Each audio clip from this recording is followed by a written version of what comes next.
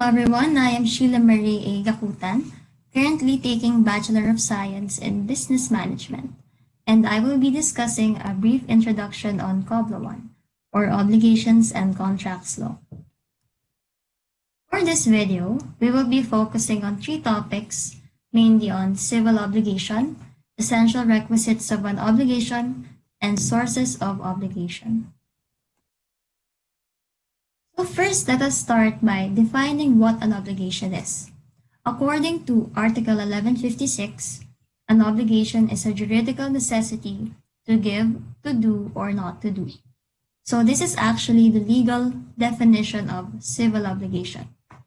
When we say juridical necessity, this means that the rights and duties arising from obligations are legally demandable, and the courts of justice may be called upon by the injured or aggrieved party to enforce its fulfillment, or if fulfillment is not possible, then demand the monetary value that it represents. So in other words, an obligation must be fulfilled, or else the court can be asked to order the performance of that civil obligation.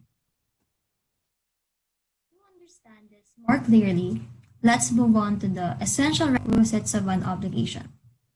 For an obligation to arise, it is important to know that all of these essential requisites must be present at all times. So the first two requisites are like the characters of the obligation. We have the active subject and the passive subject. First, there must be an active subject or the creditor or obligee. This refers to the person who is entitled to demand the fulfillment of an obligation. Whereas the passive subject, also known as the debtor or obligor, this is the person that has the duty to perform the obligation. So, in short, the active subject has the right to demand, while the passive subject has the duty to perform the obligation. So, on the other hand, prestation or object pertains to the subject matter of the obligation. This is the conduct required to be fulfilled by the debtor, which is the giving, the doing, or not doing. Without the prestation, there is nothing to perform. And lastly, we have the juridical tie. This is the legal tie that binds the parties to the obligation, and this is the reason why the obligation exists. So, juridical tie could be any of the 5 sources of obligation, which we will be talking about more later on.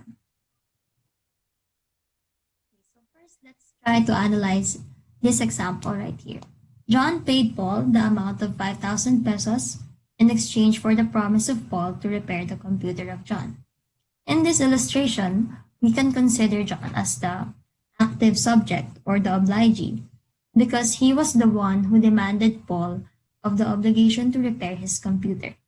On the other hand, Paul is the passive subject or the obligor because he is the one that has to fulfill the obligation.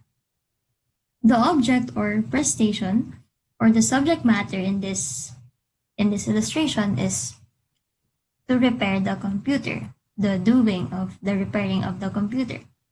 And their juridical tie is their agreement or contract. Now let us go back to the definition of a civil obligation. When we say obligation to give, this is the delivery of a movable or immovable thing to the creditor.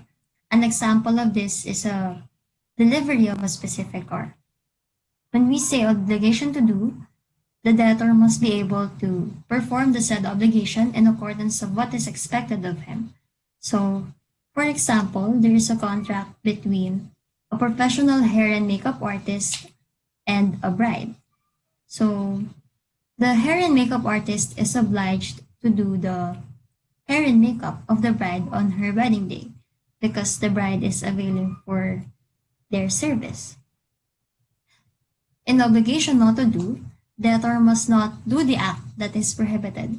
So all the debtor must do to comply with the obligation is to refrain from doing the prohibited act. For example, there is an agreement between two parties not to build any structure on the boundaries of their properties. wherein an obligation may arise. First, we have laws. Second, we have contracts. Third, quasi-contracts. 4 delicts, and 5 quasi-delicts. So we will be tackling each of these sources for us to understand their differences. Okay. First is law.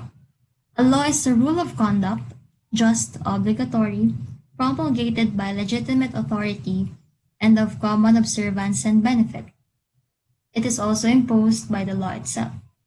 So a law is considered as a rule of conduct because it tells us what we or we should not do, as this serves as our limitations and standards. For example, the mandatory wearing of face masks as part of our safety protocols against the coronavirus. Next, we have contract.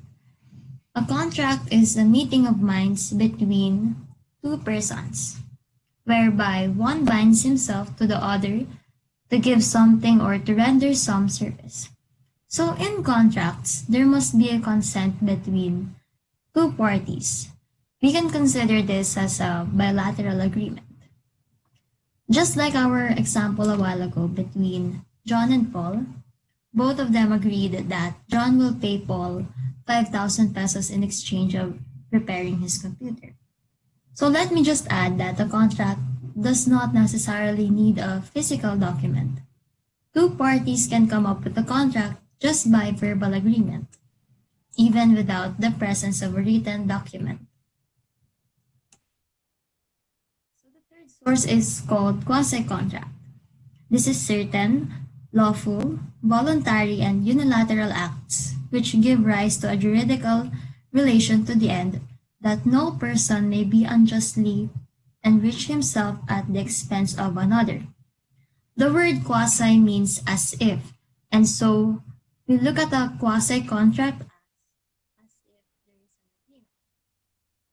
A while ago, in contracts, there is a meeting of minds between two parties, but this time it is just a unilateral act because this is more of voluntary.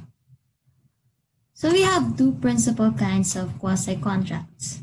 The first one is called the negotiorum gestio. So this is the voluntary administration of the abandoned business or property belonging to another without the consent of the latter. For example, your neighbor went out of the country for 3 months.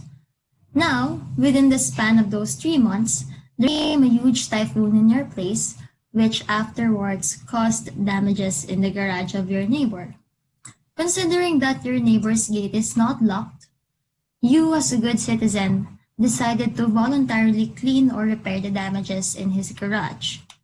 And with that, of course, you incurred some expenses. Then, your neighbor comes back home after quite some time. Question is your neighbor obliged to reimburse your expenses?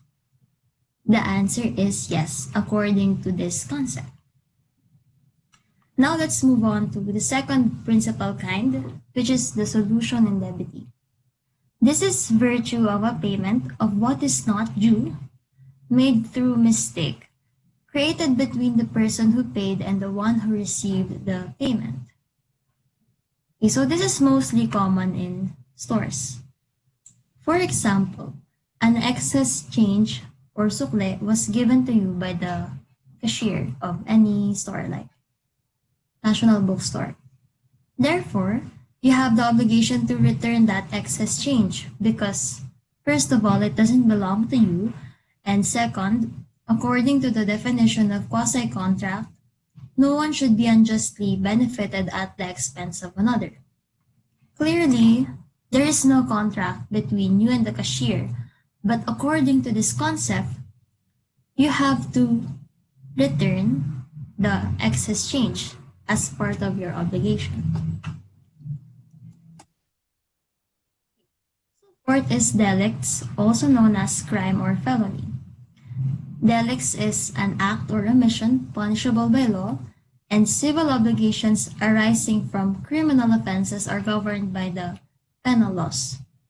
So since delicts is a crime, for this course, we will only be focusing on the civil liabilities.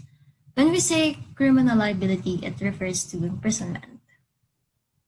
So for example, in a carnapping incident, aside from the criminal liability arising from this offense, the carnapper is also obliged to return the car and pay for its damages.